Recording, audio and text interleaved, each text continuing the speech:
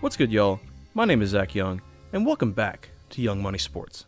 So the NBA Draft Lottery was on Sunday, and if your team was in it, or you were just a Pacers or Knicks fan just waiting for your game to start, there's a good chance that you were watching it.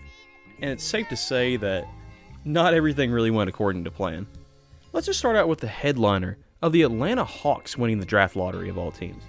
I mean, yeah, they were 36 and 46, so it's not like a crazy stretch to have them get to number one. But I mean, come on. Like, this team was theoretically fighting for a playoff spot, and they had about a 3% chance to get this number one pick. Like, you can't tell me this shit ain't rigged, man. Like, this is the third year in a row that Detroit Pistons fans have had to watch their team literally be the worst team in the league and not even get a top 3 pick. Like, how does that happen without some rigging going on? Like, I could not even imagine being a Pistons fan, man. Like, you just sit there and suffer through the entire year. Your team sets the league record for consecutive losses in a season. You go like a month and a half without even just winning a game, and you make Wingstop look like a damn ghost town. All to end up with a 5th pick in what's looking to be a pretty mediocre draft class. That's what I don't understand about these leagues that do like a whole draft lottery. It's just so stupid to me. Like, the Pistons were clearly the worst team in the league by a country mile, and they don't even get a top 3 pick because some ping pong balls bounced the wrong way. And this is the third time in a row that this has happened to the Pistons, man. Like, they've won 54 games in 3 years and haven't even come close to getting a number one pick. I just don't understand how these leagues expect these god-awful teams to get better when it's clearly obvious they need this top guy, this top pick, and they don't get it because, like I said, the ping pong balls don't go the way they should. And I think that's something people that don't talk about that much regarding this draft lottery because of how bad the Pistons got shafted is that the Houston Rockets literally had a 500 record and jumped all the way from, I think, like pick 13 or 14, all the way up to number 3. Like, you almost have the same chance to go play college football as the Rockets did to move up to number 3. Like, I've been saying for years, man, this shit is rigged. It's gotta be rigged. Like, they know what they're doing. There's no way this just randomly happens. Like, it's gotta be rigged. Because there are way too many examples of the league clearly rigging it, or not clearly, but it's pretty obvious what they're doing to not show that this whole thing is rigged.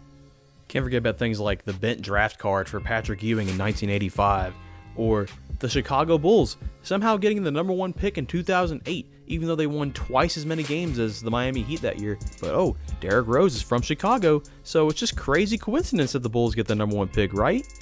Or how about in 2019, where the Lakers moved up from like probably pick 12 or 13 all the way up to number 4 so that it wouldn't be as bad for the Pelicans to trade away Anthony Davis. Speaking of Anthony Davis, I'm pretty sure that's how the Pelicans got him too in 2012. Like, the Bobcats somehow set the league record for lowest winning percentage in a season, and they get the 2nd pick?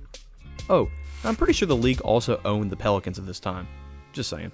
My point in all this rambling is that these leagues that do like a draft lottery need to move to the model of the NFL does, where the worst team gets the number 1 pick, and it just goes up from there. So the worst record has number 1, second record has number 2, and so on and so forth.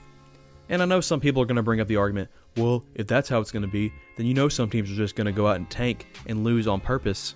And I mean, there could be some weight to that argument, but do you really think that these players who are playing 80 plus games together are going to go out there and intentionally suck just for the team to draft their replacement? Like, no, that's not going to happen.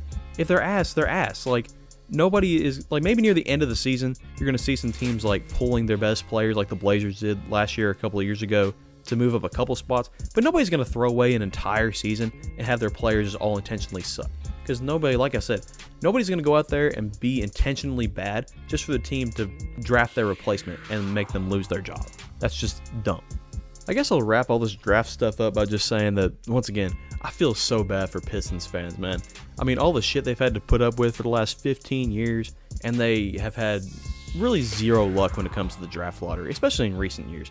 I mean, they should have a team of Anthony Edwards, Paolo Banchero, Victor Wembanyama, and Alex Sarr, and they've just gotten nowhere even close to those guys because of some bad draft lottery luck. And I feel where y'all are coming from, man. Like, I remember I was watching the NHL draft lottery with my family just like a week or so ago, and you would have thought I was in there watching Game 7 of the finals with how stressed I was the entire time. I was pacing around the room and everything because I know that shit like this can happen. It happened last year when the Blackhawks somehow got Connor Bedard, even though they shouldn't have even been close to that. And it is the biggest gut punch when something like that happens, man. I swear. All the shit you go through for a full year thinking that at least it's going to pay off with the top guy, and then you don't even get that. So I completely understand, man. Well, somewhat. At least my team got a #1 pick. But anyway, that's going to do it for this video. I wanted to get this out like a lot earlier, probably like closer to when the draft lottery actually happened, but turns out my laptop hard drive decided that it didn't want to live anymore, so I'm using somebody else's laptop. And I don't know if that's just a sign from God or what, but, you know, I guess I'm not listening. We're just going to keep on going with this. No matter what happens to my hard drive, no matter what happens to my laptop, I'm going to get this shit out. But like I said, that's going to do it for this video. Thanks for watching, and I'll catch y'all later.